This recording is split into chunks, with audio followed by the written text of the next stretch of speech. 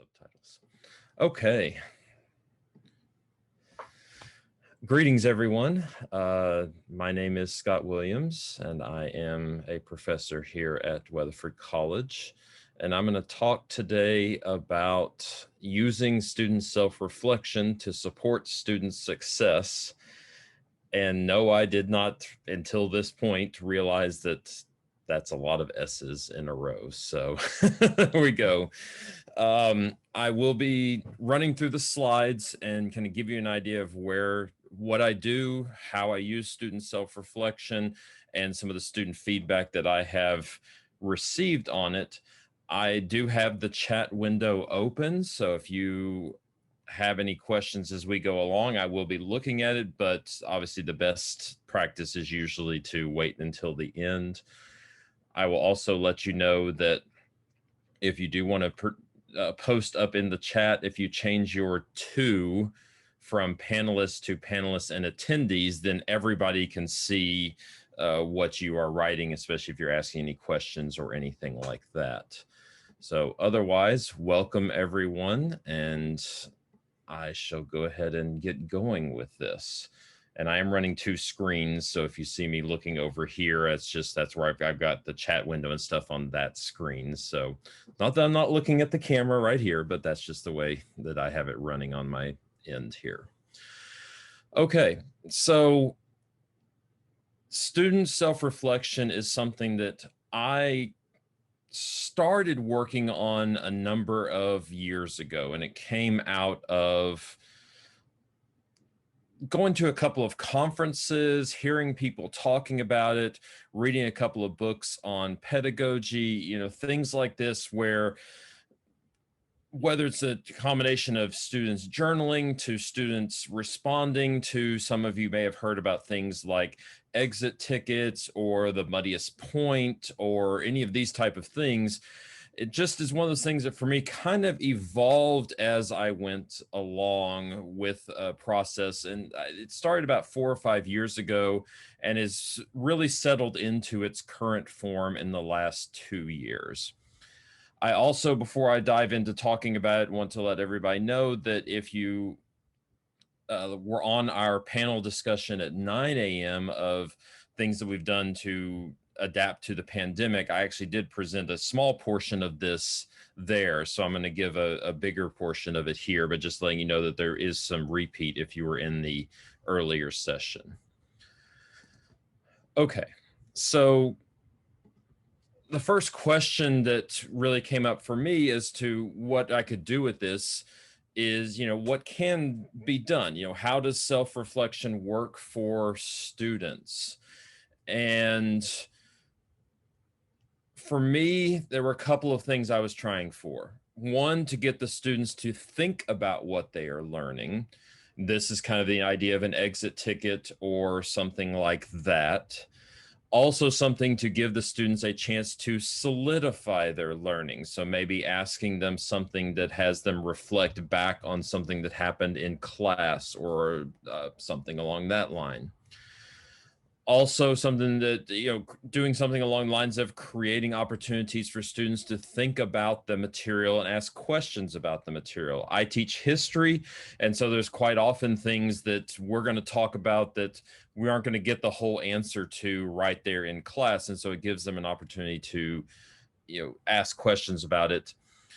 It's a place for students to have a safe space to communicate with someone outside of their family and their friend group. Giving them an opportunity to, the way that I phrase it, to be able to interact with somebody who's not going to have a level of judgment that you often get from friends and family, simply because I don't know a whole lot about their life outside of what I see in the classroom itself. And then finally, open pathways to provide help for struggling students, especially students who don't want to ask help in any sort of public forum, whether it's in a class or in a public discussion forum or something like that. So looking at options for student self-reflection, this is kind of the process I went through of trying to figure out, how might I do this? And so I looked at a weekly check-in or exit ticket. Those are the first two options I looked for. And that's actually where this process started for me, was as an exit ticket from my hybrid class. I called it at that point in time a weekly response, or a weekly reflection response, whenever I first started, where I would initially at least just write something on the board and say, hey, by tomorrow night, you need to submit me an answer to something that I wrote on the board. That's where I started with the process. But as I said, it's developed as I've gone forward. Other options that are out there and things that I sort of considered along the way is maybe a reflection after each major assignment. This is one of those things that's out there in pedagogical discussions at this point in time, is having the students have to reflect back on either what they wrote after they submit it, or what they submitted, or having them actually have to reflect back after they receive commentary back from their professor, so that they can actually respond back to you, which helps us know whether they're actually reading the feedback or not. It could also take a form of a written response for each in-person class, or it could be very simply an informal evaluation of the class that you could place at midterm and end of semester. So there's a lot of different ways that you can do it. The way that I specifically did, as I said already, it originated as a way to have my hybrid class students reflect back on the conversations we had in class. Some of sitting there and daydreaming. As I said, it began with that single question on the board at the end of class that they had to respond to online by the next day. From the hybrid class origins, I expanded it out to my online courses and built it out to a more substantial reflection than just a response to something from an individual class day. So what does this look like for my students? Questions 1 and 2 are always the same and aim at metacognition of their own learning process. So it's something along this line. First question that they get asked is, what did you do in the last week? How does that match up with what you said in the previous reflection that you were planning on doing? And sometimes I'll also add, what do you think you could do to improve on what you did, if anything? So the first one is a backwards looking reflection. What did you do last week? The second one is, what do you plan on doing in class this coming week? What are your goals for this week in the class and in any other classes you are taking? Do you have plans for when you're going to do the work, or how you're going to ensure you stay on track in the class? That's that piece that then becomes part of number 1 the next week. How does that match up with what you said you were going to do? So I'm always doing kind of a callback after that first week of, you said you were going to do this. Did you do it? How much did you actually do? Now let's plan the next week. Trying to get students into the broader metacognition of understanding their own learning process, their own process as they go through the work, and trying to get them to at least have that start of planning and having time management skills, and having something that gets them thinking about working on things before the night before they are due, so getting them to kind of plan things out. My online class especially, I run with generally a 3 or 4 week unit, with everything due at the end of that 3 or 4 week unit. And so these are also can be sort of nudges along the way of, hey, don't forget that you can't just put it all off until right at the end, that you've got to actually keep going with it and working on it on a weekly basis. Questions 3 and 4, because I usually do 5 questions. Questions 3 and 4 they vary, and each week is something different here. So sometimes I ask things about the course, things like, when you look at the broader semester, where do you stand on preparing for certain things? Like, if I've got a discussion forum running that may be running for multiple weeks, have you thought about that yet? An exam is coming up in 2 or 3 weeks. Have you started studying for it? A paper is due 2 weeks from now. Have you started on it? That type of thing. Also, we'll sometimes ask things like, are there any things that you're struggling with in the class? Is there help that I can give you with one of these specific items or specific options?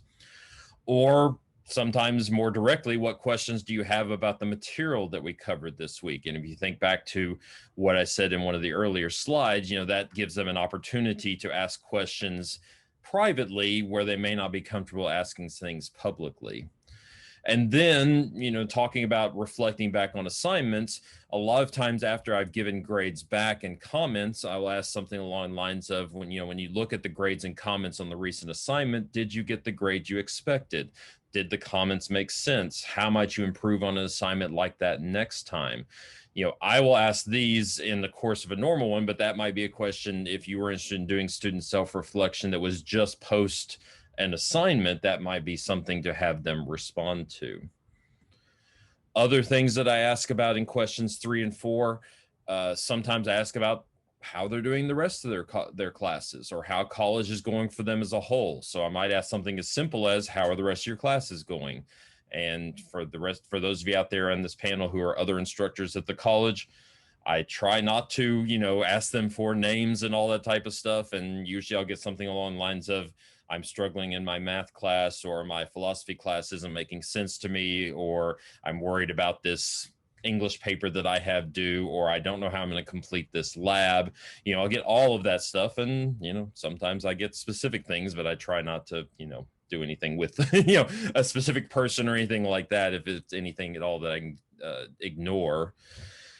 But then also have, do you have any questions about the course or anything that's going on at the college? Sometimes it's, we've got these things going on at the college. Are you looking at doing those? Are you considering going to, like yesterday, for those of you on campus, saw that we had the career and transfer fair? Were you planning on going to that? If you did you talk to somebody that you're interested in? That type of stuff. And then, more broadly, sometimes just, where are you going? How are you doing? I'll ask questions like, now that we're at the halfway point of the semester, what advice would you give yourself from the start of the class that would help you be successful?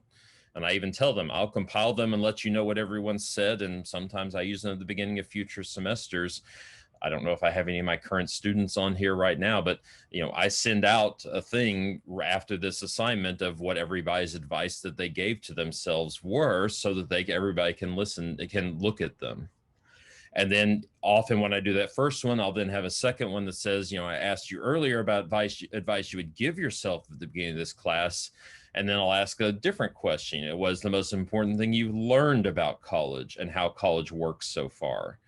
And sometimes even, what is the best advice you've received from someone else since you entered college? And these are type of things where I will compile them and send them back out to all the students. Sometimes I'll ask something along the lines of, if you could improve or change anything about the course so far, what would it be? And what are your plans for after you complete Weatherford College? Have they changed since the beginning of the semester? And you know what? I keep adding and changing these, because I put this slide deck together last fall, and I'm already thinking this semester I've actually added a couple of more things beyond this that I ask. I've been asking recently for students to tell me, kind of give themselves a grade on where they stand in the semester. So I'll say, if you had to grade yourself on how you're doing in the class, the amount of effort you put into the class, the actual learning that you've done in the class, give yourself a prospective grade. What do you think the grade is you've earned? And this semester, I'm asking that 3 different times of my online students, so that they can, it's more for them, so they can kind of judge for themselves, how are they doing as they're going along in the class. And another thing that I've asked this semester that I hadn't done in the previous semester, and I think this was in last week's or the week before weekly reflection, where I asked the students, hey, our registration just opened for the summer and fall. Are you taking classes? Have you picked your classes yet? And the response back I got from some students was, no, but thank you, I'd forgotten about that, or no, I really need to get on and do that. So these are, again, the type of questions that I'm using in the kind of nudging sense to get the students interested, get the students to think about things beyond what is just going on right here in this moment in the class. So that covers questions 1, 2, 3, and 4. And is that those are 1 and 2 are pretty stable. 3 and 4, are going to be different almost every single week. And there are even sometimes difference between the hybrid class and the online class just because of what assignments there are, when things are going on. The hybrid class, I actually do have more likely to have a question on something specific we did that week. So that's also something that shows up in the 3 to 4 questions 3 and 4. But then question 5, and this is something that I shared on the panel that I did earlier today. So if you were in that, you've already heard this section. But question 5 is a question that I've been using for quite a while now that actually is one of my favorite questions that I ask. It's the one that I get the most interesting responses to. And that question is, lastly, is there anything else you want to tell me, either about yourself, about the class, or about something interesting in your life? This last question is your free space to write whatever you want to. If you do not want to write anything, that is fine. But I wanted to give everybody some space each week to write whatever they want with no judgment on my part. I will read it, but that is all unless you ask me for advice or have questions. And this is just an open, free response, whatever they want to say. And I get everything from completely blank. I mean, I'll have probably a third to more of the students who will never put a single response to question 5, and that's fine. It is not a requirement that they answer it in any way. It is an open space for them.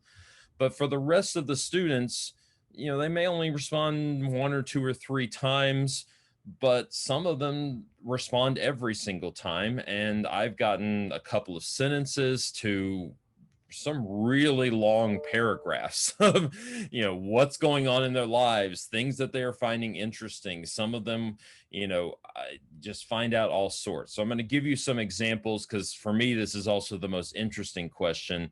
So I'm going to give you some of the examples. And again, I'm sorry if you were in the panel earlier, because these are going to be the same the same examples coming up. But responses from students. These were just a couple that I picked out either from last spring or last fall. So these are not current students necessarily. One of them said, I have nothing else to say and no questions, but I may later on in the semester. So I appreciate being able to have this space to express those. I am excited to start this class. Obviously came at the beginning of the class. Another said, I pretty much said everything I would want to say above. Thank you for the opportunity to have a safe place to talk each week, though. I know of very few professors who would take the time. And then another student wrote, I find this last question reflections very interesting. I think about how many people in our society would welcome someone to pose this to them.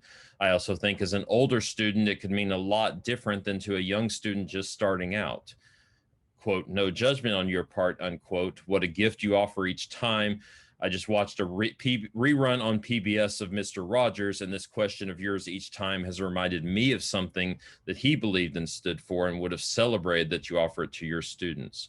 Perhaps I'm taking it a different way, but that's what comes to my mind every time I see number 5. So those are just some examples. I get things from all over the place. I will find out just who knows what. I mean, it really has been a smorgasbord of all sorts of stuff. I will find out about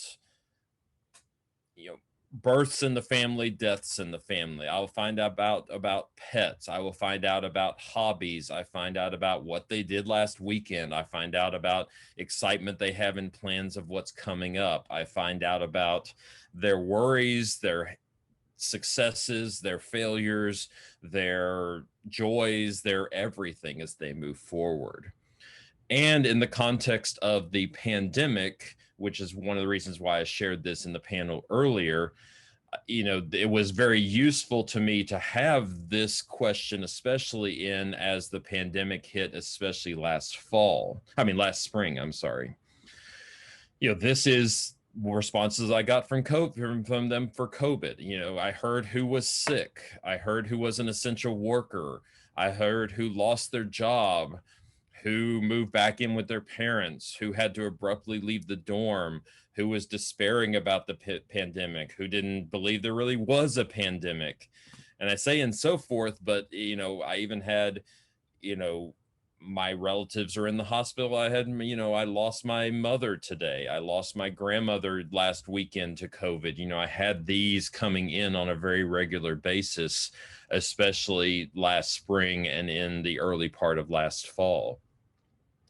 Just in last spring, from the point when we shut down at the end of spring or in spring break until the end of the semester, I ended up referring about 10% of my students to our counselors here, as the level of anxiety and depression really went through the roof. So I would say, I just had this cut and paste thing that I would stick in there that said, hey, if you are having trouble, here's the contact information. I highly recommend that you do. And I even had one student who told me that she was contemplating suicide and told me that I needed to check on her every week to be sure that she was still alive, which I can tell you that is a shaky thing. That makes you shake when you get that as a professor. And so, yeah, I sent that one, not just here's a recommendation, but gave that name to counseling and student services and said, hey, we need to reach out to this person. She's fine, by the way. I referred 5 of our students for CARES Act funding last spring based on express needs that they hadn't told anybody else about, needing help with rent or food or things like that. And beyond that, I just comforted, consoled, listened, and sympathized with them during that COVID time. So it was a place for me to have this interaction with the students. And so some of you may be asking, well, how do you do this? I do it inside Canvas, and I do it as an assignment due each week. And the assignment is a place for them to simply have an empty box to write, and above it I put the 5 questions and say, you can write as much or as little as you want on this. They write it, and then I go through and grade it, and I then have the speed grader function to be able to leave comments back for the students. And I give them 100 if they submit it. This is purely for them, and it helps me keep track of where things are, but it is solely a completion grade in my class. It does not have anything more weight than that. I don't take off if they don't write a whole lot or anything like that. And it counts 5% of the overall grade. It's not something huge by any means, but it's a regular check-in for the students, gives them that little bit of extra push each week, a little bit of extra reminder, and is, honestly an easy grade that they can get in and they complete it. I even have it to where if they don't get it in on time, I tell them, you can go back anytime in the semester and submit this for half credit, so they can get a 50. If they even, like in week 16, go back and do the week 1 reflection, I'll give them half credit just for going back and thinking about it and participating in it. So, advantages for my teaching. I know better what's going on from week to week. I have a better sense of what my students are doing on a week-to-week basis, but it also lets me know, am I pacing things okay? Do the students have the ability to know what they need to do each week and get the things done each week? It lets me know, are they on pace to finish? Are they on pace to get things done on time? Are there interventions I need to make?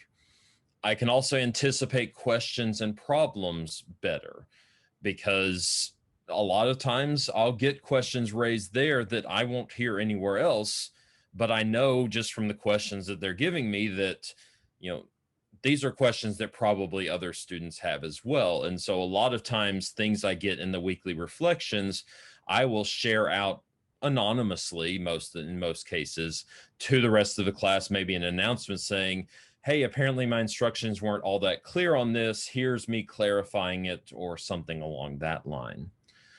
I also am able to nudge my students. And if that's the Malcolm Gladwell book, Nudge. I think he was the one who wrote that. Nudge my students in directions to help them lead to more success. Those first 2 questions, what are you going to do next week? Did you get those things done? Is trying to get them on this idea of, getting themselves in a rhythm of getting the work done when they need to get it done. I also, and I mentioned this before, I know about birthdays, moments of joy, episodes of sorrow, and just the weird and interesting things that go on with our students every day and every week and every semester. And finally, when a student disappears or drops, I can often find out why. I can go track back through their self-reflections, and sometimes we'll find that thing and like, oh, they said this. The next week they didn't say very much, and then the following week they disappeared, and that lets me see, oh, okay, this thing happened, and I can try and reach out and say, hey, I saw this and then you kind of disappeared. Do you need some help, or is there something I can do for you to help you out with this? But also sometimes, if a student disappears or drops and I go back and look and say, well, they never submitted one of these to me, it gives me an idea that they either didn't really know what they needed to do in the class, even at a fairly basic level, or maybe they just weren't planning on doing very much at all if they didn't even do these easy completion assignments along the way. So final slide here.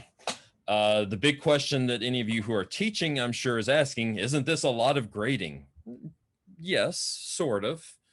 I read somewhere between 120 to 160 a week of these, but I try to look at it as something that is positive rather than a drag. As I said, I do only grade them on completion, so there's no real question of what grade I'm going to give them. If they submit it, they get the 100, so there's not a problem there.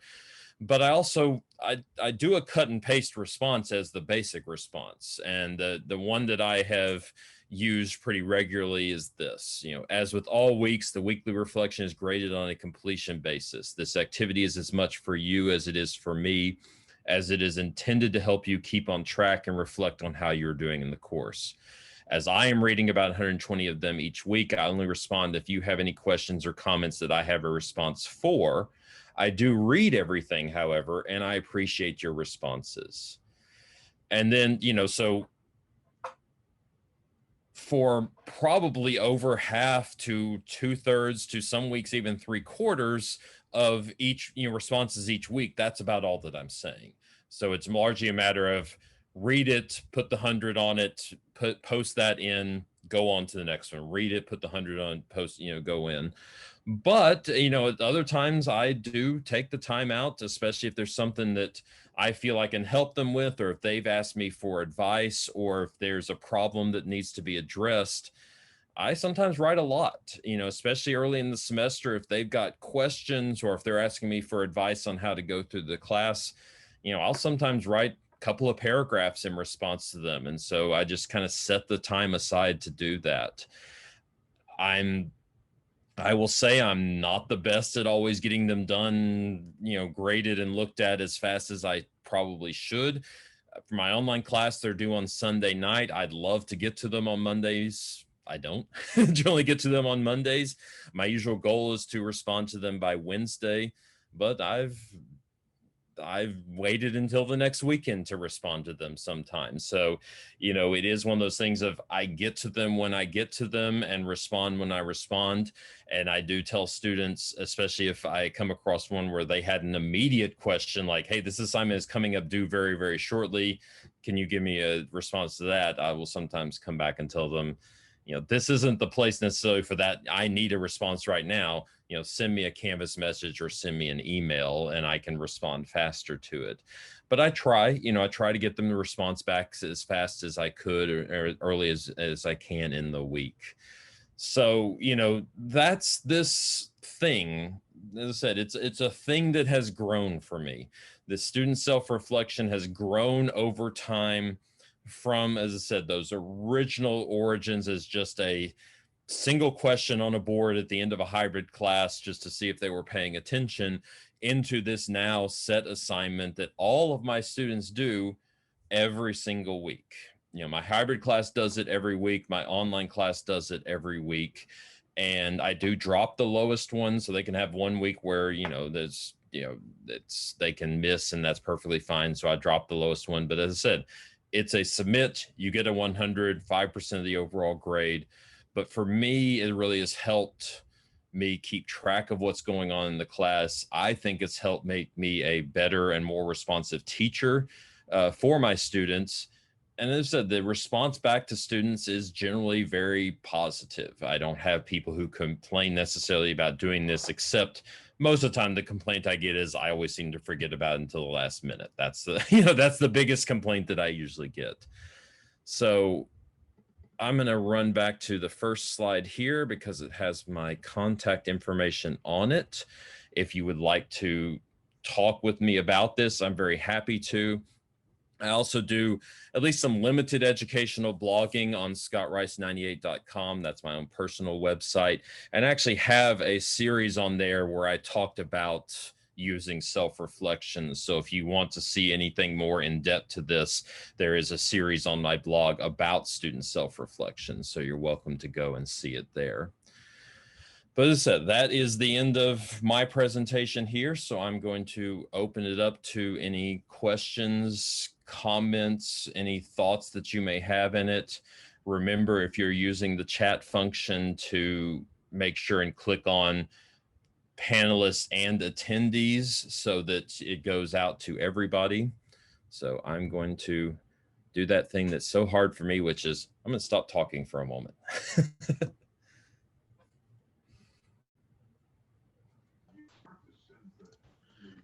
All right, thank you very much.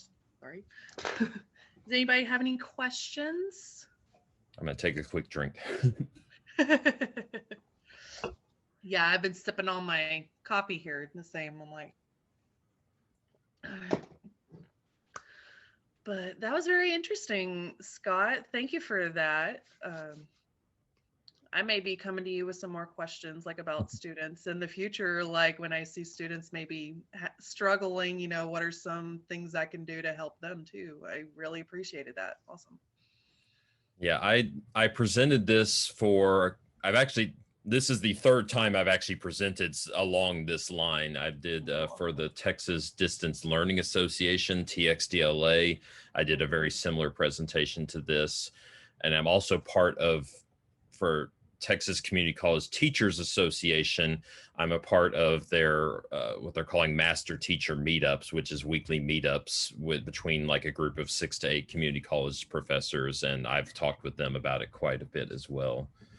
And I guess I closed out the thing too fast. Somebody asked in the chat there about my website. That's so right. Yeah. Oh man, you almost got to see my cat. She ran away though. I almost was able to grab her as she ran by. Been in and out of frame too, and I'm like, get out. Yeah, well, I almost got the cat, but she thought I was trying to grab her because she was in trouble, so she ran. Oh. So scottrice98.com. Perfect. Yep. What classes do I teach? I teach both halves of the American History Survey, both in hybrid and online formats. So basically History 1301 and 1302. And at least right now, I am scheduled to also teach the second half of the Western Civ course next spring. That, of course, is subject to change because that's all the way to next spring. So who knows what the future is going to bring as far as that goes. But I will at least theoretically have that class next spring. But otherwise, it's History 1301 and 1302. Yeah, I know how that goes being an adjunct myself. You'll be all squared away, getting everything going, and then like week before the semester starts, everything switches. Yep, exactly. All right. Well, if nobody else has any more questions, I guess we'll go ahead and end the presentation. Thank you, Scott. Thank you all very much, and I look forward to seeing all the rest of what goes on in the rest of the conference. So thanks, everyone. Thank you. Have a great day, everyone. Bye.